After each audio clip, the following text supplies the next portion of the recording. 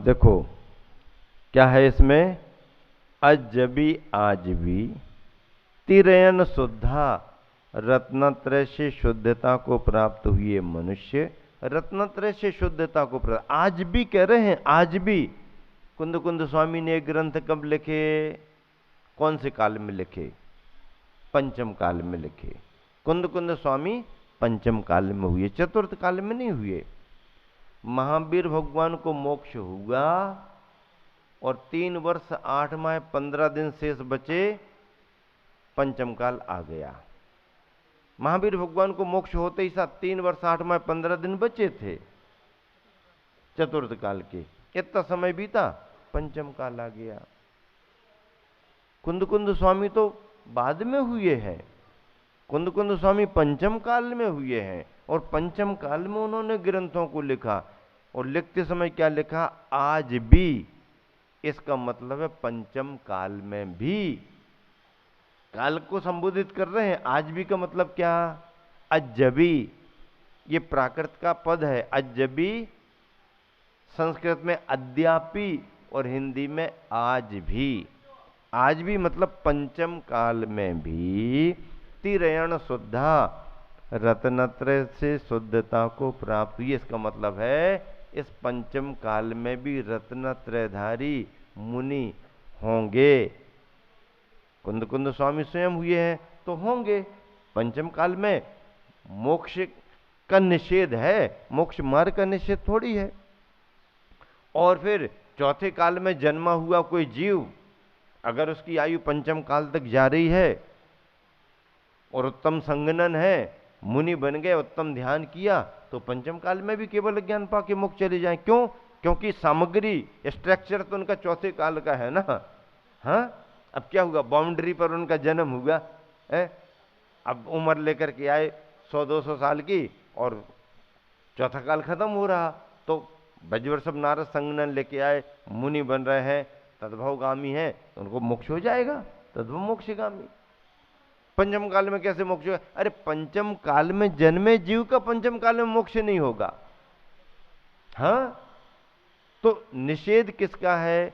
पंचम काल में जन्मे हुए जीव का पंचम काल में केवल ज्ञान पाकर के मोक्ष जाने का निषेध है। क्यों निषेध है? क्योंकि पंचम काल में जीव को ब्रजवर्षभ नारद संगनन नहीं मिलेगा। अब नहीं मिलेगा तो दूसरे संगनन में हम मुनि बन सकते हो, लेकिन केवल ज्ञान नहीं पा पाओगे। नहीं पाने दो, क्या बात है, पर मुनि तो बन सकते ना। हाँ, मुनि तो बन सकते हो। तो नहीं नहीं, हमारी मान्यता तो यह कि जिस काल में मोक्ष होगा उसी काल में मुनि बनेंगे। भैया, जब मोक्ष का दरवाजा खुलेगा तुम्हारी बुद्धि कहाँ काम करेगी पता है क्या? आज तुम्हारी बुद्धि काम कर रही है, उस समय तुम्हारी बुद्धि कहाँ लगी रहेगी? कोई भरोसा है क्या? कोई भरोसा नहीं परिणामों का, कहाँ उलझ जाओ, कहाँ भटक जाओ। आज अपना मन रत्नत्रय का हो रहा है तो इस समय का उपयोग करो, इस समय धर्म ध्यान करो। अप्पा आत्मा का झाई ध्यान कर लोयंती देवत्तम लोकांतिक देवों के पद को तथा इंदत्तम इंद्र पद को लहदी प्राप्त करते हैं और तथा वहाँ से च्युत होकर यानी वहाँ से निकलकर निबुद्धिम जंती निर्वाण को प्राप्त करते हैं, मुक्ति को प्राप्त कर लेते हैं। आज भी रत्नत्रय से शुद्धता को प्राप्त हुए मनुष्य आत्मा का ध्यान कर लोकांतिक देवों के पद को तथा इंद्र पद को प्राप्त करते हैं और वहां से च्युत होकर निर्वाण को प्राप्त करते हैं। इंद्र आदि के पद आज भी प्राप्त हो सकते हैं। सौधर्मेंद्र महान है, श्रेष्ठतम है। ईशान सानत कुमार महेंद्र का भी अपना स्थान है। 16 स्वर्गों के इंद्रों का महत्व है। फिर अनुदेशों के इंद्रों का महत्व नवग्रह में सभी ऐसे होते नहीं, अभव्य जीव वहां तक जा सकता। इसका मतलब ये नहीं कि अभव्य ही जाएगा नवग्रह, नहीं, भव्य जीव भी वहां रहते हैं। भाव रत्नत्रयधारी मुनि भी नवग्रह में रह सकते हैं।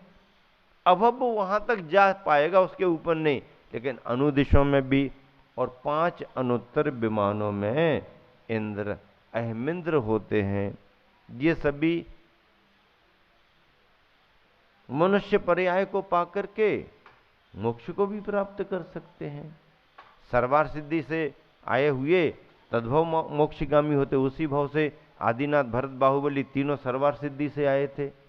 स्वर्गों का अंतिम स्थान, श्रेष्ठतम स्थान, 33 सागर की आयु। सौधर्मेंद्र पहले स्वर्ग में रहता है, लेकिन 16 स्वर्ग का मुखिया माना जाता है। उसके हिसाब से पूरे 16 स्वर्गों की व्यवस्था उसके हाथ में रहती है। सौधर्मेंद्र पंच कल्याणकों का अधिकारी हो तब मनाता है, वो उसका अपना स्थान है। तो इस तरह से ये सभी बिंदु आपके बीच में रखे जा रहे हैं। देखिए, एक बहुत प्यारा संदर्भ है। आचार्य शांति सागर जी महाराज जी के पास में कोई 2 विद्वान पहुंचे और वो उनकी परीक्षा करना चाह रहे थे। वो प्रारंभिक काल था, पंडित पंडित होता है, मुनि मुनि होता है। जब शांति सागर जी महाराज जी के पास पहुंचे तो उन्होंने कहा, महाराज इस काल में मोक्ष है कि नहीं है? नहीं, मोक्ष तो नहीं है इस काल में। तो क्या तर्क दिया उन्होंने? अब मोक्ष नहीं है तो फिर मुनि काय को बने आप? क्या कहने लगे? अब जब मोक्ष नहीं है तो मुनि काय को बने आप? अब क्या कहें महाराज? महाराज तो महाराज हैं, वो तो सब समझते हैं, लेकिन कह दिया तो क्या कहने लगा कि जब मोक्ष नहीं है इस काल में तो मुनि काय को बने? फिर ऊपर से ये और कह दिया कि जब मुनि बनकर के भी मोक्ष नहीं हो पा रहा तुम्हारे लिए तो तुम्हारी तपस्या का कोई मतलब ही नहीं है, मुनि धर्म का कोई मतलब ही नहीं है। महाराज जी ने कहा, ठीक है, सोच लिया कि इसको समझाना पड़ेगा अच्छे तरीके से। ठीक है, सुनो, उत्तर देते हैं आपका। लेकिन जब भी फल लगेंगे किसके? मोक्ष के, तो कपड़े वालों में लगेंगे क्या?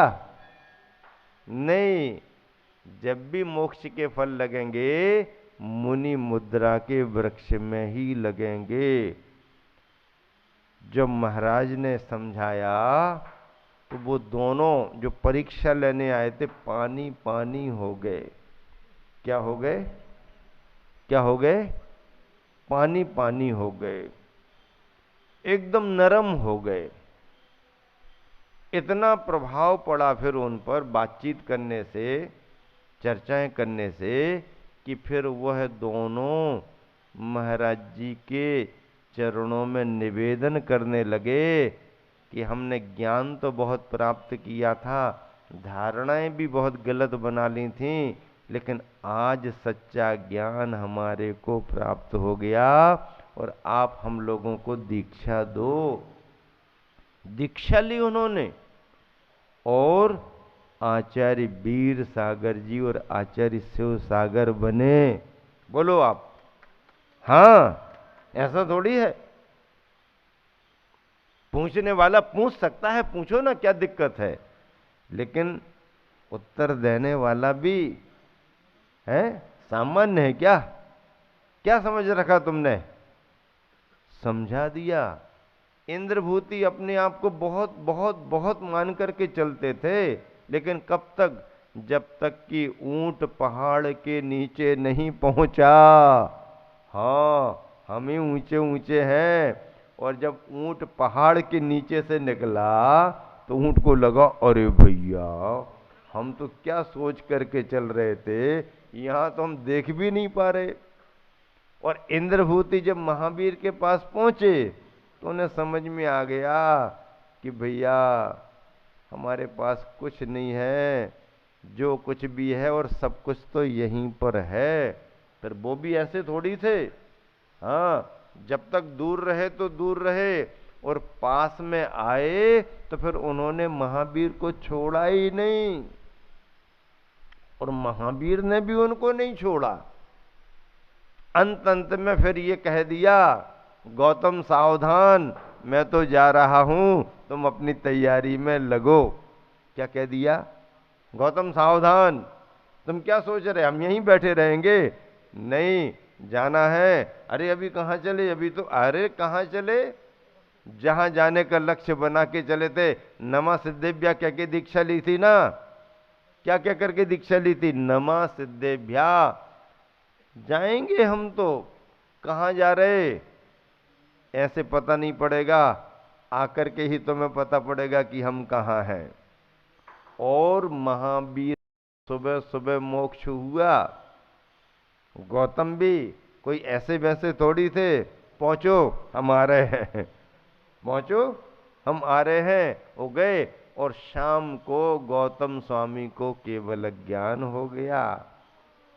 और थोड़ा समय बीता और आयु पूर्ण होने पर इंद्रभूति गौतम स्वामी गणधर भी कहाँ, 7 राजू ऊपर, कहाँ, हाँ मध्य लोक से 7 राजू, लोकांत विराजे क्षण में जा, लोक के अंत में जाकर के विराजमान हो गए। ऐसे सिद्धों को नमस्कार किया गया। वो सिद्ध पद कहाँ से मिला, मुनि मुद्रा से मिला। इसलिए कहा जा रहा, आज भी रत्नत्रय से शुद्धता को प्राप्त हुए मनुष्य यानी मुनिजन आत्मा का ध्यान कर लौकांतिक देवों के पद को तथा इंद्र पद को प्राप्त करते हैं, कर सकते हैं। आज भी पंचम काल में भी अभी भी मुनि बनकर के इंद्रादि पदों को, लौकांतिक जैसे महान पद को प्राप्त कर सकते हो। कोई निषेध नहीं है। मोक्ष का दरवाजा बंद है, कोई बात नहीं, लेकिन मोक्ष मार्ग तो आज भी खुला है। हम क्यों भविष्य की प्रतीक्षा करें? जब मोक्ष का दरवाजा खुलेगा तभी हम अंदर प्रवेश करेंगे। और तुम्हारे पहले पहले और ज्यादा चले गए तो तुमको जगह ही नहीं मिलेगी अंदर जाने की। इसलिए पहले पहले इतना पुरुषार्थ कर लो कि जब भी दरवाजा खुले नंबर सबसे पहले अपना ही लगे। हाँ, लाइन में लगे रहो, धक्का धनी के खाओ। क्या कहते हैं, पड़े रहो दरबार में, धक्का किसके खाओ, धनी के खाओ। दरबार में आ तो जाओ, नहीं नहीं तो तुम्हारे घर थोड़ी कोई कुछ देने आएगा। पड़े रहो दरबार में, धक्का धक्का किसके, धनी के खाओ। एक दिन ऐसो आएगो आप धनी बन जाओ। हाँ, नहीं नहीं हमको कुछ ना करना पड़े और सब कुछ मिल जाए तो भैया कुछ नहीं हो सकता। मम्मी भूख लगी है, तो मम्मी ने कह दिया आ जाओ बेटा, तैयार है, रखा है सामान। अब पहुंच गया बच्चा, प्लेट में सामान रख दिया, सामान देख लिया, फिर कहने लगा मम्मी भूख लगी है, तो कहने लगी रख तो दिया है, खा लो। नहीं नहीं हमको जमता नहीं है, भूख लगी है। चलो तो और ठीक है, हम आए जाते हैं। उठा करके और मुंह में लगा दिया, खोलो ना। अब हमने यहां तक कर दिया, मुंह नहीं खोलोगे तो क्या करेंगे? अब मुंह खुलवा दिया, अब मुंह में रख दिया, फिर भी कह रहा मम्मी भूख लगी है। एक चांटा दिया तो सरक गया अंदर। क्या क्या दिया? एक दिया है। गाना गाता है भूख लगी है, भूख लगी है, भूख, गाना गाने से वो भूख मिटेगी क्या है? चल चबा जल्दी खा। अपने आप ठीक हो गया। क्या ठीक हो गया? भूख लगी है। ऐसे भूख मिटती है क्या? मम्मी प्यास लगी है, प्यास लगी है, पानी पी लो। प्यास लगी है, भर के दे। अरे पीना तो तुम्हें पड़ेगा ना, बाहर से कौन कितना सहयोग करेगा? कहीं ना कहीं तो तेरे को अपना काम करना पड़ेगा। मेहनत करना नहीं चाहता, भूख लगी है। अरे तो भैया कोई बना के दे सकता है, परोस सकता है, नहीं जमता है तो उठा के तुम्हारे सामने तक कर सकता है, मुंह में भी रख सकता है। अब चबाने का और अंदर ले जाने का काम तो तुम्हें करना पड़ेगा। नहीं नहीं हमसे चबाते नहीं बनता है, तो फिर हम चबा के दे देते हैं। क्या क्या? नहीं नहीं, हमसे चबाते नहीं बनता, तो फिर किसी से है? और ऐसा थोड़ी होता है। अब नहीं होता तो तुम सीधी लाइन पर आ जाओ। उल्टे काम करोगे तो उल्टा परिणाम मिलेगा, है? उल्टा करोगे तो उल्टा मिलेगा कि नहीं मिलेगा? सीधे सीधे चलो तो सीधा सीधा मिलेगा। मोक्ष मार्ग भी ऐसा ही है भैया। निमित्त बन करके गुरु भी तुमको सहयोग दे सकता है, निमित्त बन करके श्रावक भी सहयोग दे सकता है, निमित्त बन करके ग्रंथ भी सहयोग दे सकता, लेकिन करना तो तुम्हें अपना पड़ेगा। और यही मोक्ष मार्ग है, करना तो पड़ता है। पद्यानुवाद मिलकर के सभी जन पढ़ें दोनों गाथाओं का। लो धर्म ध्यान रत भारत देश में भी, साधु मिले दुखद पंचम काल में भी। ऐसे निजात में रत साधु जिन्हें न माने, बे अज्ञ मूढ़ कहलाए सुनो सयाने। ज्ञानादि रत्न त्रय से शुचि हो सुहाते, लो आज भी मुनि निजातम ध्यान ध्याते।